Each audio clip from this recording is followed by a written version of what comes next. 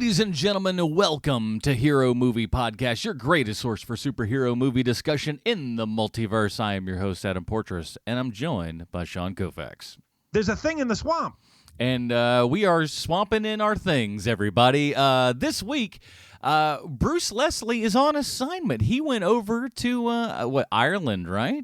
The Emerald Isle. So while he's going towards the green, we ourselves are going towards the green. You see what I did there? I've popped a Swamp Thing book. I can't believe what a pro you are, Adam Portrais. Every now and then I'll read a Swamp Thing book and we'll find out, you know, our opinions on Swamp Thing as a comic, and then of course this pilot, which is now on DC Universe. And while DC Universe pays us no money for these things, can I say thank you to DC Universe for giving us this a lot of interesting things for us to review, from Doom Patrol to Swamp Thing to the Brainy Burrow, that stupid Shazam television program. Say what you will. Again, they're not paying me any money for this, but that's a good $5 a month spent for us, just so we can have access to this garbage. And we want to see if you want access to this garbage. And should you, well, we'll let you know. And but we're going to be discussing the pilot episode of Swamp Thing, which just dropped today. And maybe we're going to have a good time. I certainly hope so. But do not worry, even though Bruce is absent here, we do have a comic book connection for him, and we'll unload that tome for you a little later in the program. It's Bruce Leslie, everybody. You knew it was going to be a tome coming in. So let me ask you, how much have you read of Swamp Thing, Adam? I did read a bit of the new 52 when that came out. Oh, really? I did enjoy that little run. I probably read about 12 issues there. I enjoyed. I've delved into a couple of the Allan Moore stuff. I'm gonna be honest with you, a lot of that artwork turns me off. So it's tough. And you're not kidding. And the paper stock too. It's hard to read. Yeah, it's just a lot of that stuff. It just kind of turns me off. I wish it was just a higher quality of stuff. And that's honestly what I thought the new 52 art was just beautiful for what they did with Swamp Thing, and they were doing some interesting stuff. I mean, like. Well, that was a whole interesting time. I mean, shoot, I was reading Animal Man, for a couple issues and digging it, But, who knows? It's DC's. My guess is I could probably... Hey, again, I'm not plugging these guys, but God, Hero Movie Podcast at gmail.com. If you'd like to sponsor us, DC Universe, or at least give us some free apps up in here. I bet I could read some of those issues over on the DC Universe app on my iPad. So... Hey, DC Universe, give me money. But you know what? Go ahead. I'm glad you asked me, Adam. I've read a bit of Swamp Thing. Not a ton of it, not as much as I'm sure that Bruce has, and I'm sure that there's a very special place in Bruce's heart for Allan Moore Swamp Thing specifically. Oh yeah, that is the Swamp Thing that I read. I read all of the Allan Moore stuff. I even read a little of the Garth Ennis stuff, and by little I mean all of it because it wasn't much. And it's just not my jam, It's not my jam. It's always something that I kind of want to like, Right, and it's very moody, which is cool. Like when you're reading a Swamp Thing comic book, even if Swamp Thing isn't there on the page, you know very quickly what you're looking at. And that part's cool. Like I like that they have their own voice, especially when you have good creators on it. I haven't read any of the new 52 stuff. I might check it out because of what you told me, but I haven't read it. I have not purchased or looked at a Swamp Thing comic book in let's call it 15 years, even though it's probably longer than that. Yeah. It should be interesting. I do want to say that this is the top of the month, so we do want to say thank you to everyone that helped support this show over the past month over at patreon.com/HMP. Those fine folks get a pre-show, a post-show, and of course, the infamous Dinger Zone. I mean, there's a lot of things in this world, but there's nothing that's quite like the Dinger Zone. Wouldn't you agree? I would, indeed. And, we talked about a little bit of everything from some X-Men stuff to, I don't know. I forget. It was 4 seconds ago. we were all over the place because it was very conversational instead of what we usually do, which is set up, punch. Yes.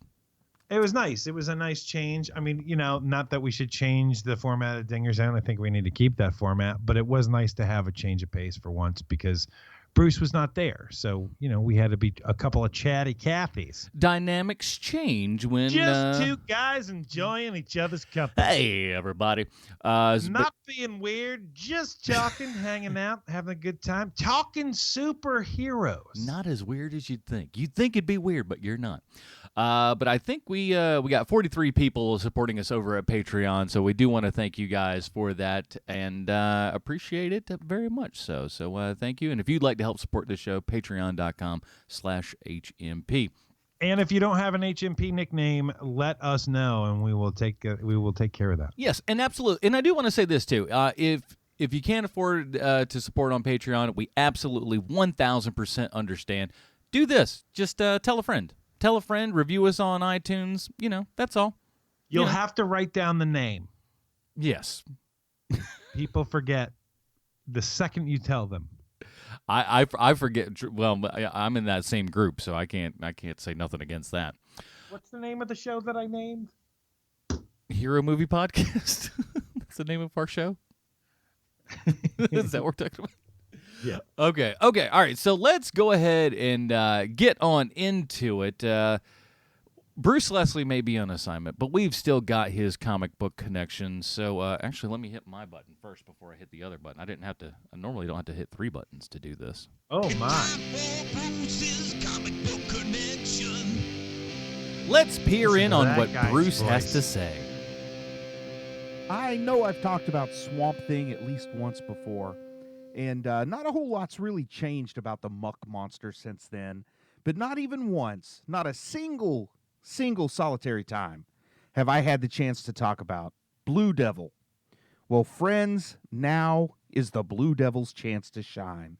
I know that I can't be the only person who is ridiculously excited that Blue Devil is going to be a character on the Swamp Thing show, but I'm doubly excited that the role will be played by none other than Beverly Hills High's resident douche nozzle, Ian Ziering. Now, I really admire the original incarnation of 90210, and I also have admiration for whatever confluence of circumstances made Sharknado a cultural phenomenon, but knowing Steve will be ditching his Corvette for devil horns has me ecstatic. Blue Devil fans of the world, our day has arrived. All hail one of the coolest characters in all of comics, being portrayed by one of the coolest actors from sci-fi original movies. Blue Devil was created by Dan Mishkin and Gary Cohn and first appeared in The Fury of Firestorm back in 1984, the year of our Lord, 1984. Blue Devil's human name is Daniel Cassidy, and Cassidy was a special effects guru as well as a stuntman. He was something people in the biz call a double threat, and he was hired to create and play the title character in the movie Blue Devil. You see, that's why it was so important that he was a double threat. Just like when Jeremy Renner was cast to play Hawkeye, Cassidy had to make his own costume for the role. And that's actually far more common in Hollywood than people realize, Heck, even Marlon Brando made his own wardrobe for the island of Dr. Moreau. And I'm pretty sure Warwick Davis had to make his own leprechaun costume for a few of those Irish heritage films of his. But anyway, Cassidy created a full-body costume with a hidden powered exoskeleton and built-in special effects devices. When 2 of his co-stars accidentally freed a demon named Nibiros, and I mean, come on, who amongst us doesn't have a couple of co-workers who would easily be able to free a demon on the job? But anyway, these co-stars accidentally freed a demon named Nibiros. Cassidy used his costume to drive the demon back into the depths of the underworld, but not before being blasted with mystical energy. After the fight, Cassidy finds that the blast has permanently grafted the Blue Devil costume to his body. Now, ain't that every kid's dream on Halloween? I mean, imagine if I'd been blasted by demon magic as a child and really become the second of 3 amigos. It would have been great, I tell you. But back to Cassidy. Cassidy quickly finds himself embroiled in repeated adventures and conflicts with supervillains, and His newfound status has turned him into a weirdness magnet. After failing to find a way to remove his costume, Cassidy starts to enjoy his new lifestyle, and he becomes more and more comfortable as a superhero. Eventually, he gets a place on the Justice League of America. He gains his own sidekick when a fella named Eddie Bloomberg, who was his gopher back in his Hollywood days and also a devoted Blue Devil fan, well, he designs a suit similar to that of Blue Devil, and he calls himself Kid Devil. Eventually, he moves into the House of Weirdness with Kane the caretaker as his superintendent. And you know, the House of Weirdness is what they used to call Sean's apartment circa 1993. Seriously, look it up. Anyway, Cassidy, a.k.a. Blue Devil, has a pretty cool set of powers. On account of being a stuntman, he's pretty good in a scrap even before being blasted by demon magic. And his costume has some nifty features of the technological variety. Kevlar body armor, visual and auditory amplifiers, radio gear, mini gills that allow him to breathe underwater. I mean, boy, I got to get me some of those mini gills, I'm telling you right now. He also has servo motors, which increase his strength at least 20 times that of a normal person. After being grafted to Cassidy's body, the costume became organic, and it gained the ability to self-repair at an extremely fast rate, which more or less gave Blue Devil a healing factor, kind of like Wolverine's. And originally, Blue Devil wielded a trident of his own design, which included, among other things, some rocket engines that were capable of carrying 2 people through the sky at high speeds. But now he has an even better trident, because now he carries the Trident of Lucifer, which allows him to find demons on Earth and banish them back to the underworld. Gary Cohn recounted how he and writing partner Dan Mishkin created Blue Devil. This is in Cohn's words. Dan was living in Michigan and I was in New York. I was the point guy who went to the DC office once a week and schmoozed the editors. One day, an editor says, "Ditko's been hanging around the office and really wants something to do. Do you think you and Dan can come up with something for him?" I went home and I called Dan and told him about this, and we were both very excited. Ditko was the guy who created Spider-Man and Doctor Strange, and we were gaga for Ditko.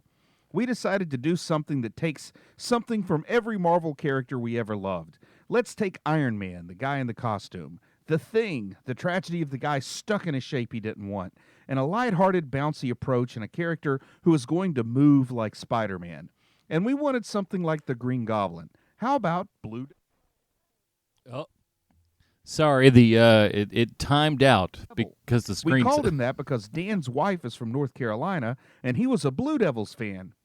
Then we started creating Blue Devil and thinking, Ditko is going to love this. We created this great proposal, and it was everything that we knew was going to set Ditko's light on high beam. We took it into the editor. He gave it to Ditko. Ditko looked at it and said, "I'll do it if I have to, but this is really not my kind of stuff at all." So there you have it, folks. Straight from Ditko's reject pile to the hearts of millions of comic book fans everywhere. And now, thanks to the wonderful folks at DC Online App Productions and, of course, Ian Ziering, we can rejoice that we now have, once and for all, a live-action Blue Devil. Arr! All right. Did you make yourself a sandwich in that meantime?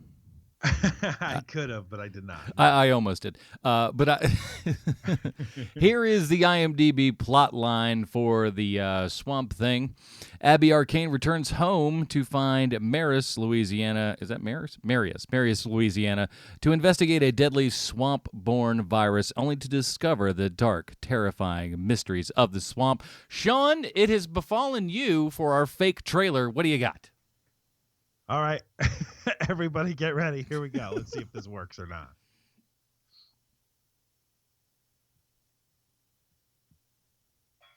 Swamp Thing, he's like the Hulk, but do we imagine houseplants as your friend? I hope you like Cajuns. We're getting viney, not getting veiny. He's always half underwater. Roundup is his villain. His jacket's made of peat moss. The ecosystem's his boss. Everyone is sweating. He smells like fish, I'm betting. DC's got a show about him.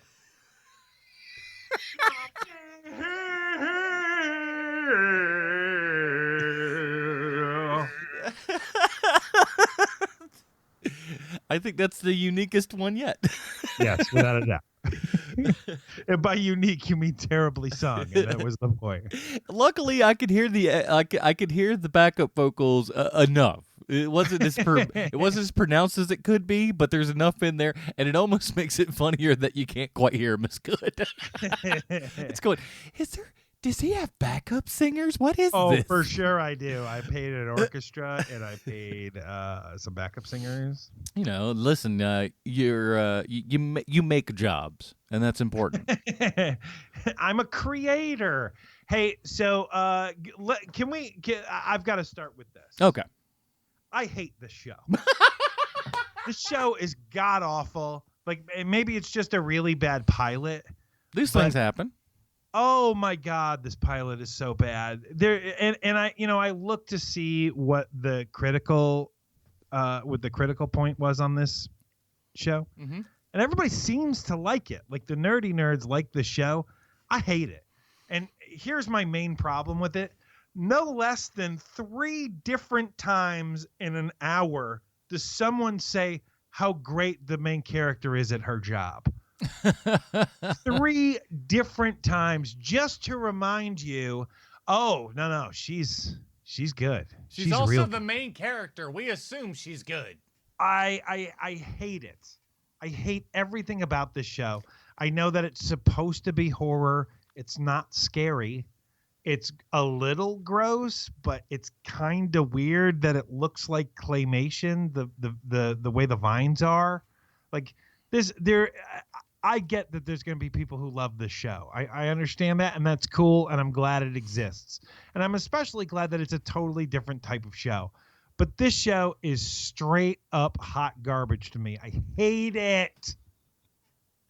Listen, I'm tired of these vagaries that you're always throwing around here. And just, we can't read you, okay? We're not all mind readers. We would like you to just come out and say things as you mean them. Well, see, here we have 3 DC Universe shows now that are original DC Universe shows. You got Titans, Doom Patrol, and Swamp Thing. And I hate Titans. I hate that show. I think it's awful. Yeah, I mean, other than what we watch for the show, I have zero want to go back to that. Well, the Doom Patrol episode is the best episode of that show. Yeah. And so it's in order so far. It's Doom Patrol, it's Swamp Thing, and then it's Titans. But make no mistake about it, that the leap between Doom Patrol to Swamp Thing is about 3-letter grades. It's so bad. It makes me. I was so disappointed because I wanted to like the show a lot. I'm not a massive Swamp Thing fan, but I do like when something is wholly original, and the idea behind Swamp Thing is entirely original. Yeah. But my God, man, like everyone on this show is so pretty or handsome, except for, like the bad rednecks who are going to get it. That makes me crazy. Everyone is not only trying their very, very best, but they are great at the thing they do. Like everyone, even the guy who ends up being Swamp Thing in this show, he is also like, well, he comes out of left field, but oh my God, he's got some really terrific ideas. Like even that stuff. Yeah. And it's the thing, I don't know how many times I have to bang this drum. Make characters have problems, make them problematic, and make them interesting. And I know everyone's going to point to the Virginia Madison thing is like the thing that she has a problem with. Do we know what the issue is that Virginia Madison has with the main character in the show? Not that I could tell yet. I mean, there's That's one thing with the pilot. I think there's a lot of vagaries, and perhaps that they'll, delve into these throughout the series.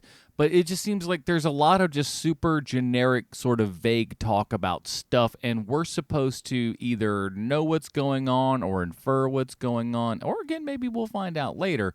But right now, it just seems like there were a lot of talking heads saying not a lot of stuff. Well, I think what's going to end up happening is that when Virginia Madsen says to Abby Arcane, she's so mad at her, like, this is your problem, this is your fault, you did all this. I think what we're going to end up finding out is that Abby Arcane tried really, really hard to make something work out, and it didn't. Like she had to make the tough decision, and she made it, and it really was the best decision. It just didn't work out. That's what's going to end up happening on this show. It's not going to be that, she was on heroin the entire time when she was working on Virginia Madsen's baby. It's never going to be something as interesting as that. And I mean, come on, that's super interesting. But if Bruce was here right now, he would tell you that the Arcane family is a big part of the Swamp Thing lore. And I don't know what Swamp Thing's like after the New 52, but I can tell you that on this show, they haven't even touched upon the fact that she's an Arcane, not really.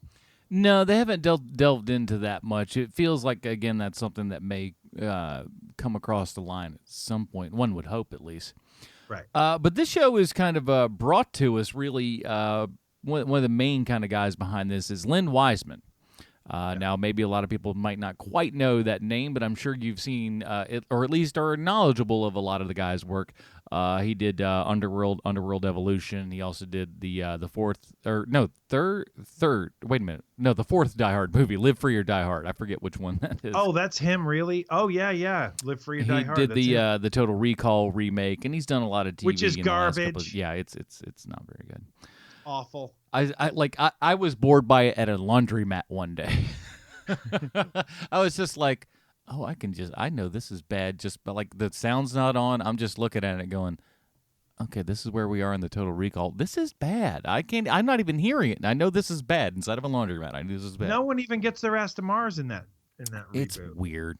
It's so ridiculous. But this guy comes. Len Wiseman really did make his bones through the Underworld franchise. Oh yeah. And that first movie is a surprise. I mean, that's why it has 17,000 sequels, is that there was no one famous in it at the time. It's not like Kate Beckinsale was this massive bankable star, and she was basically the biggest name in that movie.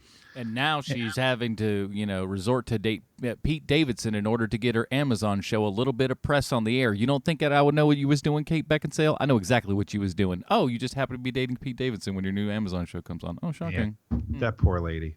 How old is Pete Davidson? Is he 25? He's under 20. He's like 20, no older than 27. Because she's at least in her early 40s. Mm-hmm. So at least mid-40s. there's that for her. She's a very attractive lady. She is indeed. I don't think her Amazon show got renewed, so I don't know that this dating Pete Davidson thing worked out the way it was supposed to. Oh, you're kidding me already?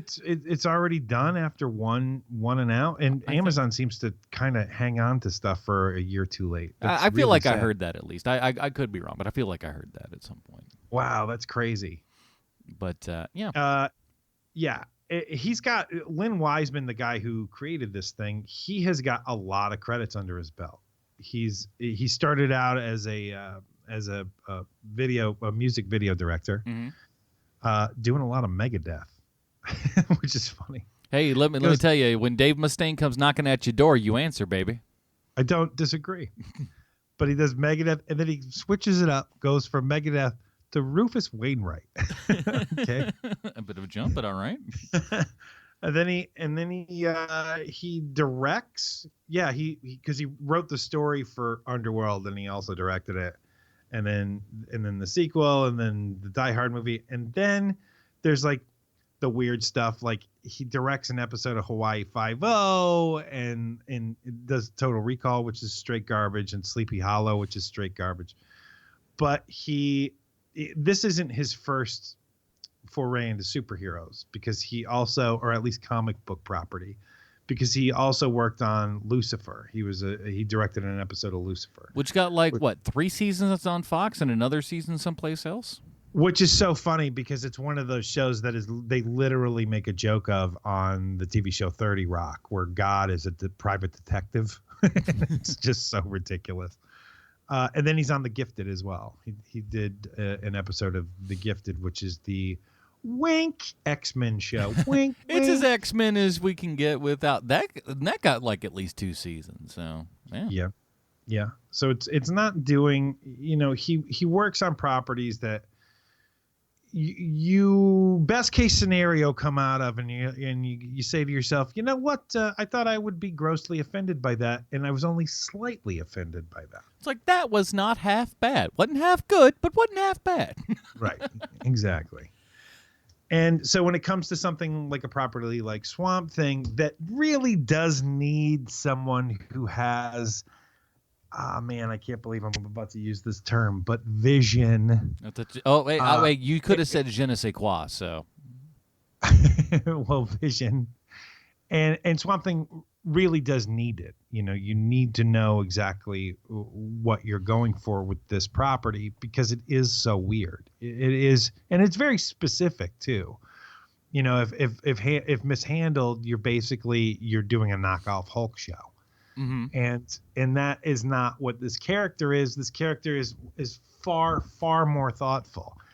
And that's the surprising part at the beginning of the show to me too, is that the dude who done turned into Swamp Thing, he does not strike me as someone who is incredibly thoughtful. I don't see that. That's one of the things that I like this the character, not the character, but the actor rather, excuse me. Andy Bean, hello. He's probably from North Carolina or something. It's like, yeah, that's not me. I will say this, at least from the pictures, a couple pictures I've seen of him, I'm glad his eyebrows are in better shape than I've seen him in the past. Sometimes there were a couple there, you're just like, oh, what are you doing? Now, quick sidebar here. I got nothing against anybody who wants to, do some male grooming and stuff, make yourself look a little bit better. But guys, you got to be careful on these eyebrows, man. You don't want to look like Martin Scorsese, but you don't want to look like Odo from Deep Space Nine. You know what I'm saying? You got to have some place in the middle. Stop tweezing and stop making them all pointed. Sean and I have both been gifted with immaculate eyebrows. Well, I was not gifted with it. I'm just good at grooming. You do. See, okay. Here's what I didn't know. I wouldn't know that looking at you. No. See, that shows that he does a good job at it, because you don't want to make it so it's noticeable. You want to make it so it looks natural. I got pretty good eyebrows. I got no real problems. I don't do anything. But not everybody's that lucky. And I understand that, and that's fine. But, trim the hedges. Don't make a Mickey topiary. You know what I'm saying? The way that the hair on my head works, it doesn't matter where it is on my head, as long as it's on my head. It's going to, if left unattended, it will basically be a koosh ball. And so I've got to be ever vigilant. If I'm not, things get bad pretty fast. And there are many pictures of me in junior high to prove that fact. He looks like one of the kids from Welcome Back, Kotter.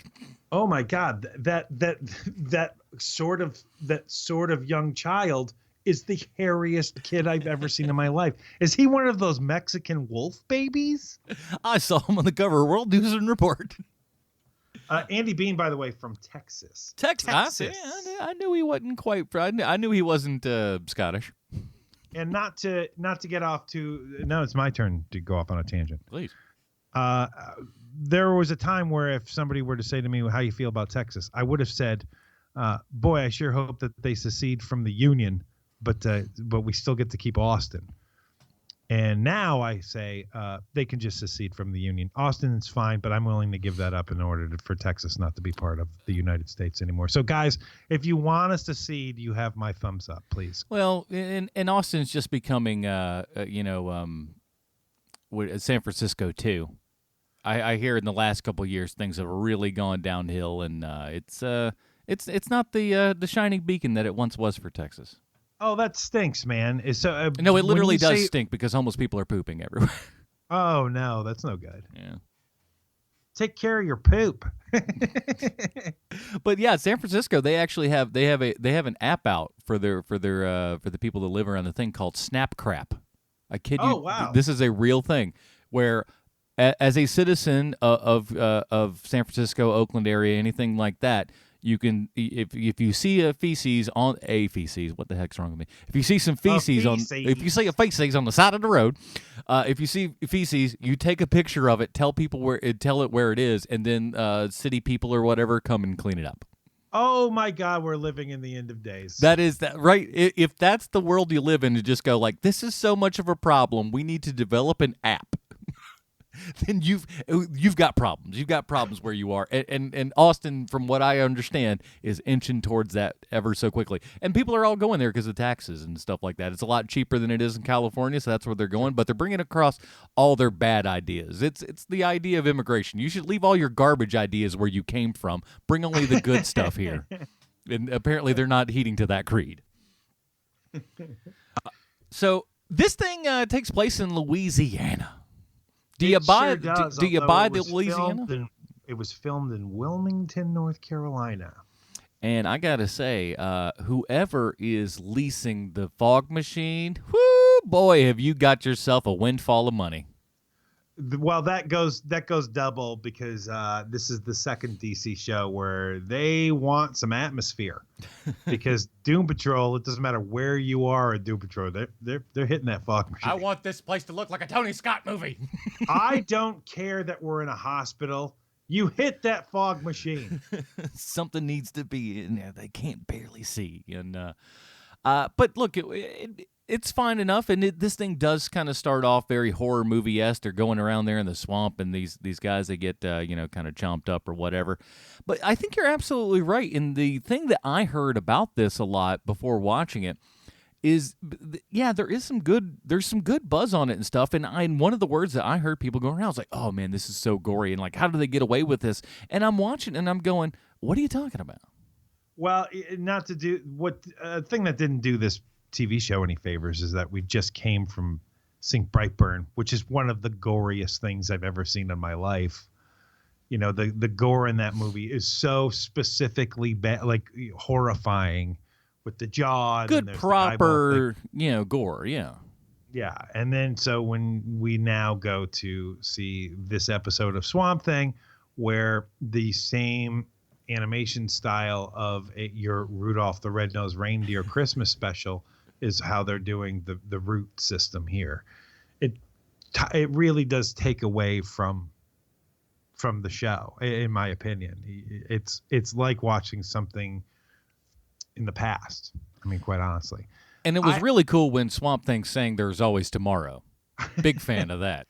I love the DC app. I love it. And I like that it feels special and, like one of one. And, who's taking a chance on this show? There's nudity, there's cursing. There's a lot of like unnecessary and like I don't mind cursing in programs. If anyone who's hung around me in real life knows, I'm very cool with that. It feels a little forced and kind of like, oh, look at us, we're adults, and not like. And there was a tiny bit of that, I suppose, in Doom Patrol, but that show felt like it warranted it, I guess. Well, Cliff on Doom Patrol is Robot Man is constantly cursing. Oh, He's yeah, always cursing because that's who his character. But you understand where that comes from a character perspective. This is a man who was locked inside of a robot body of which he cannot feel, and his life as he knew it was completely gone. This just feels like them just going, all right, we get the mom and dad aren't home. We get to say the naughty words. It's almost like any sort of rebranding that happened in the 90s where it's to the extreme. Screw you, Grandpa. This is our applesauce. Is there a skateboard in this someplace? There better be. Exactly. Somebody's slamming some dew. I did not realize that Andy Bean had been in anything else. I hadn't seen him in anything else. The guy who plays Alec Hall and who turns out to be Swamp Thing by the end of the show. Did you know him from anything previously? He's definitely one of those guys that when you look at him, you're like, I've seen him in something. And when I look over his filmography, I go, no, I haven't. Yeah, I mean, I see what his big movies are. Like he's in Allegiant, which I have never seen. I saw that one. Is that the third one or the second one? You were asking someone who they all sound like the same movie. It's the third one, and that one sucks. How do you know? I've seen them all. But how are you able to differentiate one from three? Because just from the timeline, I just looked at what year it came out, and I was like, that's the third one. It came out fairly recently. But yeah, it's not good. They should have stopped at the second one where they get out of the facility and it's just like, oh, a whole new world. We don't know what's going on from here. And they were like, we're doing a third movie. I'm like, I don't want to see a third movie. You're getting a third movie. Oh, so the whole thing to that series is they got to bust out of a building or if I remember correctly, they're in an area and then they get out and then like it's almost like get back in. If I remember correctly, but and again, those are the only thing worth watching those films for is or at least from the second one is well, you got Naomi Watts is really good, and Kate Winslet's in one of them. And she's oof, how are they pulling that kind of wattage? She's looking good in that flick too, boy. Whew, holy moly. Anyway, sorry, just got distracted from a thought. Hey, man, that is what this episode's going to be because no one wants to hear me just talk about how much I hate Swamp Thing for an hour. Well, it's that, and I think that's part of the problem too, is that the show doesn't really seem because we reviewed the Wes Craven Swamp Thing probably a couple years back, I guess at this point. And this pilot feels a lot like that in a lot of ways, where it's just like, hey, here are the kind of beats that we have to get to, and I think ultimately that's where through DC they're having a little bit of a, I don't want to call it a disadvantage per se, but it's different. Than you will, let's say, a Netflix show. You get a Netflix show, you get 10, 13 episodes, whatever it is, right off the bat, kaboom. DC is going on a week-by-week basis. We learned that, of course, with Doom Patrol. And going, oh, crap, we've got one more episode. Right, but, I mean, look at it from this perspective. I am glad that that's the way it is because I would end up hating all these shows because we would end up having to watch, probably cut seasons in half where we watch half and then we watch the other half later. Yeah. I would forget everything about the show. I would remember hating it, and then we all end the day unsatisfied. Whereas if it's something that I really like your Doom Patrol, where, you're watching it week by week, it's so weird that you remember it, which is pretty rare for us at this point. I don't know about you, but I've gotten to a point with a lot of these properties where it's just like, I cannot remember anything about what happened in the last X-Men movie. I remember that it was something with Apocalypse. I don't remember where they left it. They killed Apocalypse. The X-Men murdered Apocalypse at the end of that movie, I think. I can't even remember. But when it comes to something like this, where it's going to be week to week, it's only an hour of my time, Swamp Thing. Mm-hmm. And so I'm willing to give a show, even something that I really didn't like, because it's so different. Well, it's supposed to be different. That I'm going to give it a second. I'll probably give it 3 episodes. And if by the end of the 3rd episode, I'm still tired of hearing how all of these beautiful people are so great at their jobs, then I will cut bait. But in the meantime, it's nice to have it just be a week instead of an hour, instead of 3 hours of a weekend that I don't have. Are you telling me Abby Arcane is good at her job? Oh my God, we heard it 3 times in this show. 3 times we heard how great she is. And one of the times is when the very attractive Asian man, who's also good at his job, says to her, she goes, "Oh, I thought you would be mad at me." And he goes, "Oh, for saving that girl's life? Maybe we need to give you a medal." That was hilarious. It was just like, no, he would be mad. Like in those types of situations, it's like, yes, the good thing happened overall, but, you did go against protocol. You did wrong things. No one's going to look at you and just... Protocol is there for a reason. Yeah. It's you ignore that, people can die. But that is only one of 1,000 things that is offensive about this show to me. You know, you have every single person that she meets, that Abby meets in this town, that she has just come back to for the first time in, let's give it 10 years. Let's say 10 years. Every single person recognizes her and likes her and is so glad she's back in town, with the exception of the Virginia Madsen character. Every single other person's like, oh, hey, Abby. Oh, Abby, you're so great. We think that you're the best, Abby. Hey, you sure are good at your job, Abby, and you're so pretty. Hey, you know, that sweater really looks great on you. Like that kind of thing. It's always like that on the show, with the exception of when the Virginia Madsen character shows up. It makes me crazy. It's a step away from them just kind of stop and go, you are a beautiful, powerful, strong woman. And no one should deny you the fact that you are a beautiful, strong, powerful woman. I'll bet you could beat up Swamp Thing one-handed. And Swamp Thing's not even a thing at this point, but they go ahead and they assume, you know, further along in the plot, they've read the script, and they just go, that Swamp Thing is coming up. You'll be able to beat him up barehanded. There's a whole lot, yeah. There's two people just sitting on some porch in the bayou somewhere going, I don't know if I think Abby is more beautiful or smart. I can't tell which one she's better at. Like that kind of thing. Exactly. It's just like, oh, don't make me pick. And, you know, I do understand, because one of the things that the show does do well is that it looks great. This is a very good-looking show. It's a slick show. It's designed really well. It looks good. It does. And, you know, even though we only see Swamp Thing for the last 5 seconds of the first episode, Swamp Thing, from what we've seen so far, looks great too. Looks very cool. I'm interested to see what the interactions with him are like. I mean, are they going to have Andy Bean's voice as that? I can't imagine they would use Derek Mears' voice, who plays Swamp Thing himself. Derek Mears, for you folks who don't know who he is what else has he been in? He is, like, this guy has been in everything. The one that I really like him in the best, that I think is a little bit underrated, was the 2009 Friday the 13th kind of remake and everything, where he played Jason Voorhees. He plays Jason Voorhees. So good, that flick.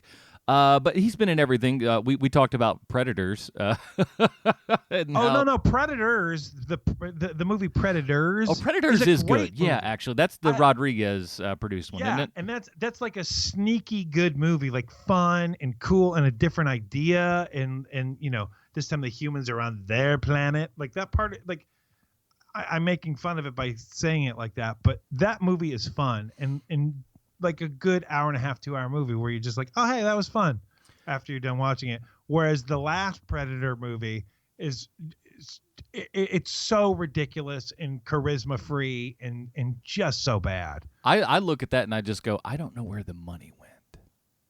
Because there's so much of that, and I'm just like, where did the money go? I know you spent a lot of money on this movie. Where did it go? Most of this crap is outside, and it looks like garbage.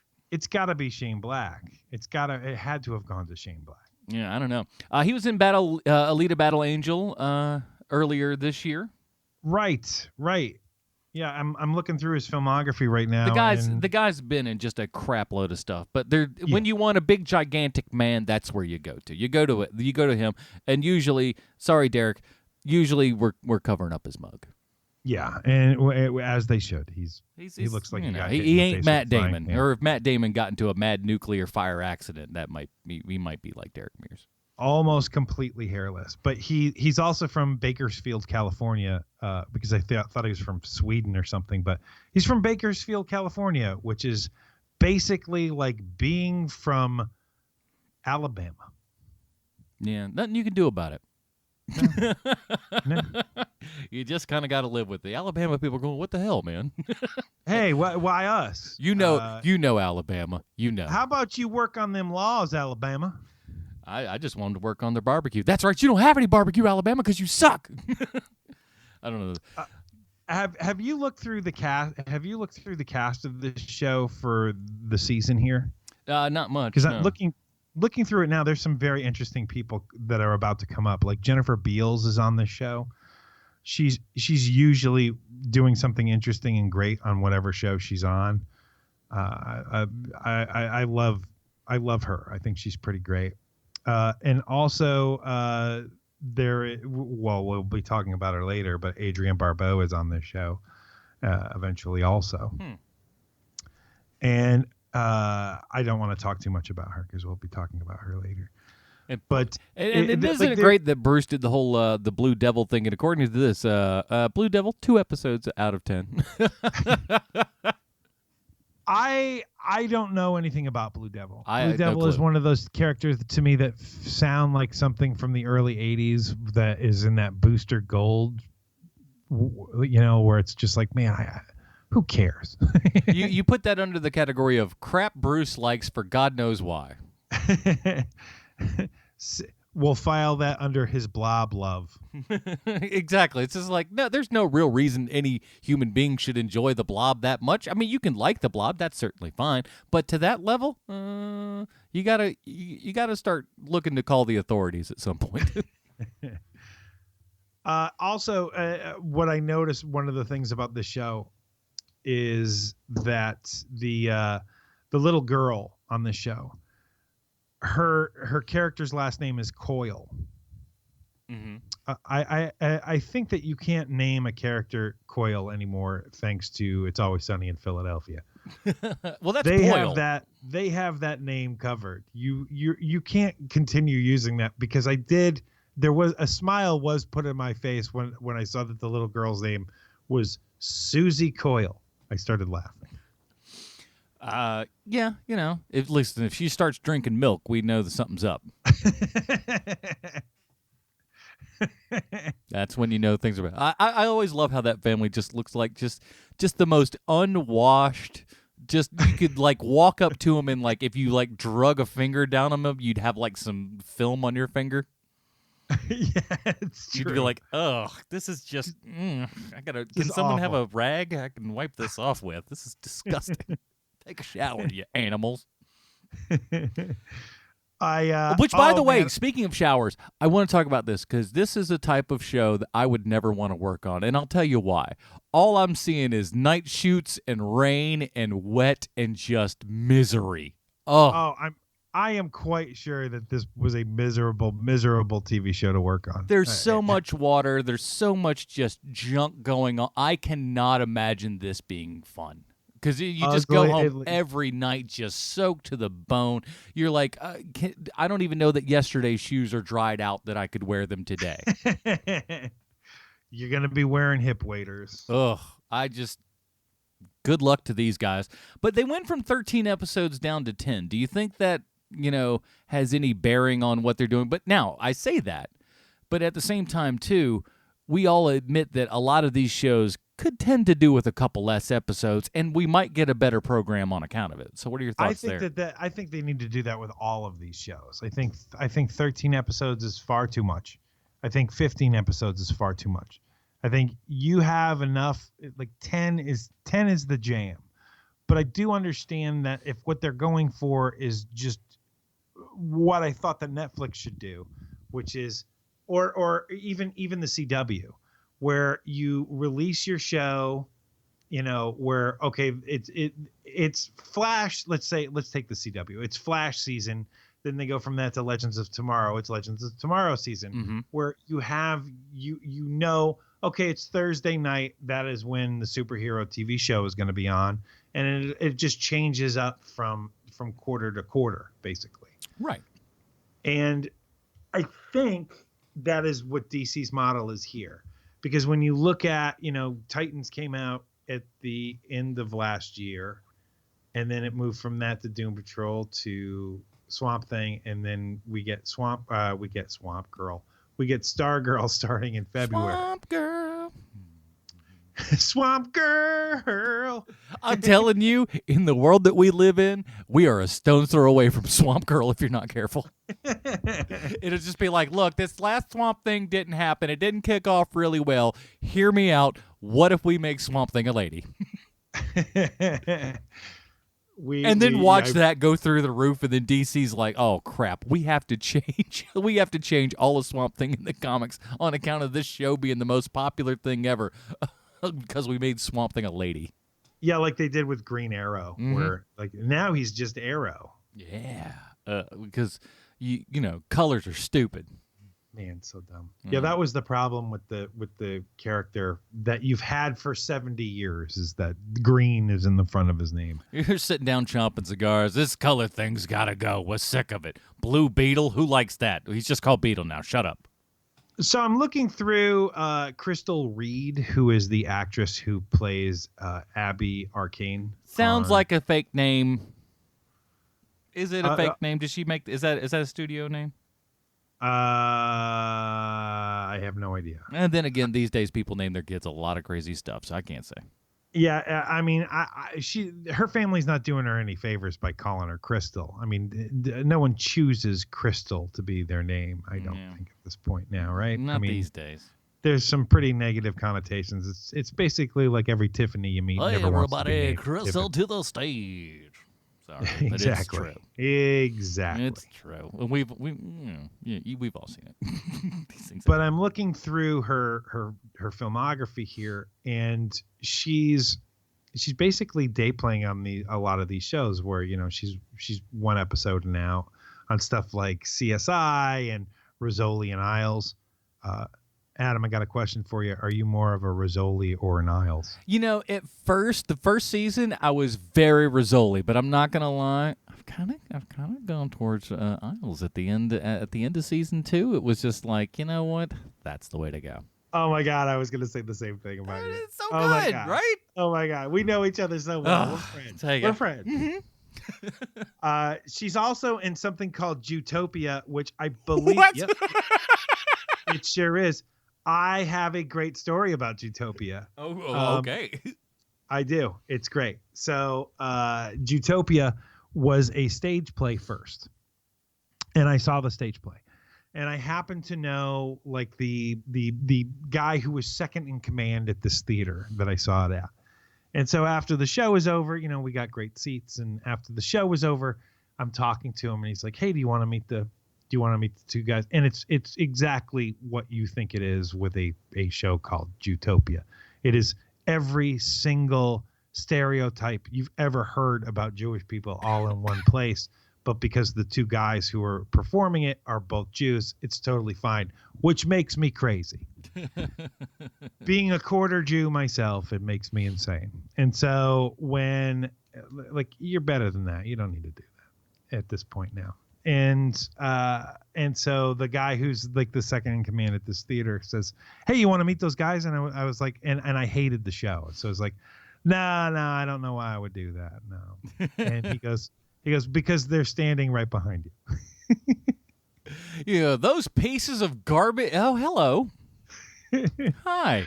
I mean, not all of them. it was such a moment that, like, if I would have seen it in a movie, I'd been like, "Come on, man, write a better scene than this." Like, that's how bad it was when they were literally right behind me, like all smiles, ready to shake my hand, like, "Oh, we have a fan," like that kind of thing. Man.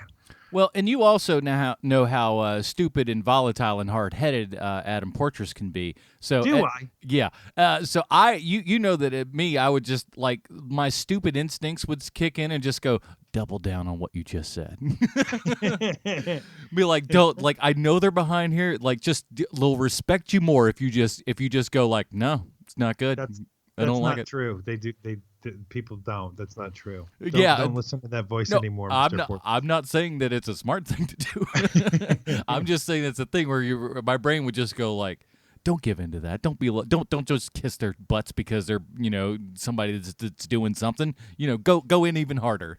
Because they got to play on a stage in the 32nd biggest market in the country. What do you think? You tough stuff. Get out of here. Looking through the rest of Crystal Reed's filmography here, I see where she made her bones. So she was on the show Teen Wolf, that MTV show Teen Wolf. Wildly popular, that show. I had never seen none of it, but it got some numbers. Not made for us. Yeah, exactly. It's not made for middle-aged white guys. That show. Big show though. And then she went from that because that show ended in 2016, which I didn't know. I thought it was still on TV actually. And she moves over from that show to Gotham, where she plays Sophia Falcone. Oh, that's I mean, I've probably seen her in that for like a hot second. I don't watch Gotham on the reg, but I've probably seen her in an episode or something of that. I actually watched the last episode of Gotham. Has it finally? Is it finished? Is it done? It is. It's done, and everybody is where they're supposed to be by the end of Gotham. The Joker is the Joker, and they gave him, which is neat. They gave him the origin of the movie, where he falls into the vat of acid and he comes out and he's different, and which is very, very, very neat. Maybe we'll cover it. Maybe we won't. Who knows? I don't look, man. I don't think we need to. No, there's not a whole lot to talk about. I mean, we'll be talking about Zootopia some more if we're gonna. You guys hear about Zootopia? Huh? Sean don't like it. It's funny because all of a sudden the people over at the Zootopia Productions headquarters are just like, "We've sold a lot of DVDs this week. What's going on?"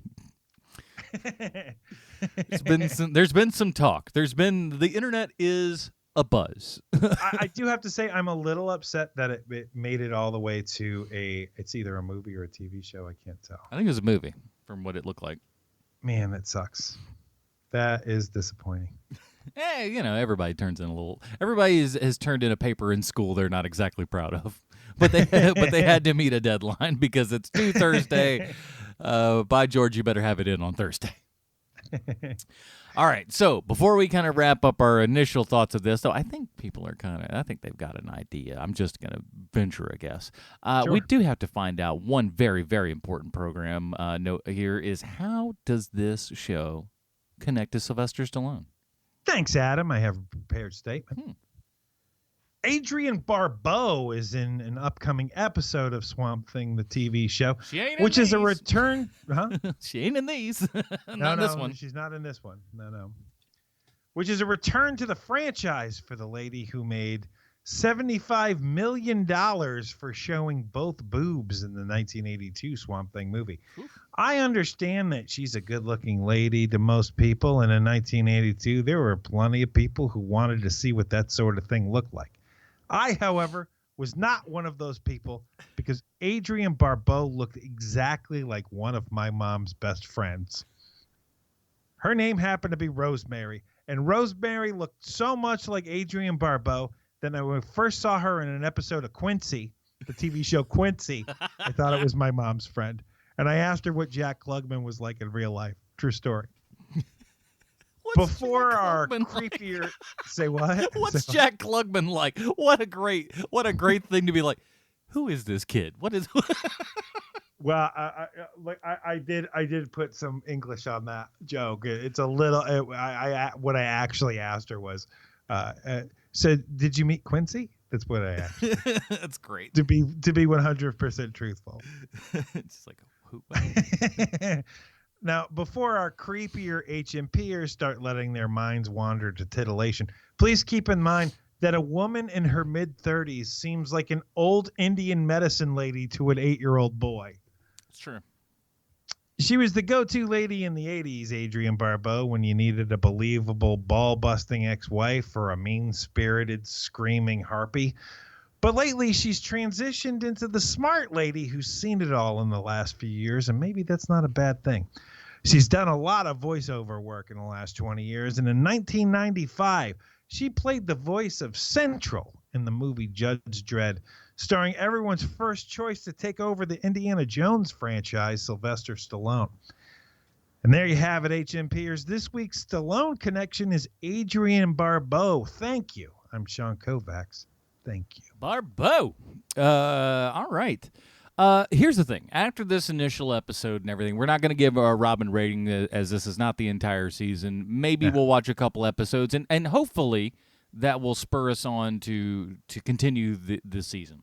Well, as I've said a couple of times, I'm willing to give this show a chance. Like maybe it just has pilotitis because a lot of shows stink with their pilot episodes. Seinfeld's pilot was not so great, and it's one of the best shows of all time. So, it happens. It happens, and maybe they're just kind of getting their bearings there. And let's be frank, Swamp Thing is the Poochie of the Swamp Thing show. Yeah. Swamp Thing starts, and you're always going, all right, where's Swamp Thing? Show me Swamp Thing. Why have we not had Swamp Thing yet? And like you said, we had like Swamp Thing's in the last 25 seconds of this show, and that's it, or at least this episode. So we've yet to really get the the meat and potatoes of all this. We haven't been fully swamped by the Swamp Thing. Exactly. It's sometimes the words just flow out just like beautiful, beautiful music. I am a communicator. Mm-hmm. So yeah, I would say give it a shot. I'm hearing a lot of people say a lot more positive stuff than you and I are. I think we're about close on the same page. I think I probably like it a little bit more than you, but not by a whole bunch. Give it a shot. A lot of people, I'm hearing people going, "Hey, this is great. Hey, the gore is awesome," and the other stuff. It's not wowing me right now, but I'm, like I said, willing to give it a shot for at least a couple more episodes here to see how it fits. Sure. All right, everybody, that is it. Next week, we're heading back into the theaters. Bruce will still be off in Ireland. We still we'll have another comic book connection. Don't you worry, we got you. We can't not have that. And, and let's be honest, we're discussing Dark Phoenix for the 15th time. What else could he possibly have to talk about? Because that's all they do in this X-Men franchise is keep going back to that well, and we'll see if that well is going to absolutely run dry as we see the last in the Fox X-Men universe before we get over into the good, hopefully, one would imagine, good Disney's X-Men stuff coming later. So we'll get on that next week. In the meantime, Sean, is there insurance conventions or something coming up? Another book? No, we're in the hot doldrums of summer, so there isn't a whole lot of that. But if you want to find more of my work on the internet, please check out Preacher Podcast. We have I have not been on that show yet, but get yourself ready. We got him a spot. It's all nice and warm and ready for him to come right on in. You know what I mean? That's right. Oh, and I meant to ask you, is the other guy going to be on there this year? I don't know. Mm-hmm. Well, I mean, I'll talk to him. It may be a little bit of a timing thing, but we'll figure it out. We'll figure it out. I just, some people you have to let down in the right way. You know what I mean? But you'll like this, I think. When's the last time you listened to the Film Find, Sean? It's been forever. It has been a long time. Guess what? There's a new episode that's available right here, right now. Get out of here. It is available, thefilmfind.com. I am discussing Godzilla, King of the Monsters, with my friend Justin Mullis. We've got a nice big episode on that, and I also review the 4DX experience. So if you want to check that out, head on over to thefilmfind.com. I'm back on it, and going to be giving you guys more and more stuff. I've finally gotten off my self-loathing train. Oh, buddy. And decided to get better and do it. And you know what? It felt really, really good. So we're getting back into the Film Find. So check it out, thefilmfind.com. And again, thank you to everyone that helped support this show this month over at patreon.com/HMP. Get yourself the pre-show, post-show, Dinger Zone, and all that good stuff. And of course, one of the big things is vote on the movies that we end up watching every month. So head on over to patreon.com/HMP for that info. That's it, everybody. Join us next week when we're talking X-Men Dark Phoenix. For Sean Koufax, the absent Bruce Leslie, my name is Adam Portrais, and we invite you to stay super, everybody. Bye, Marty.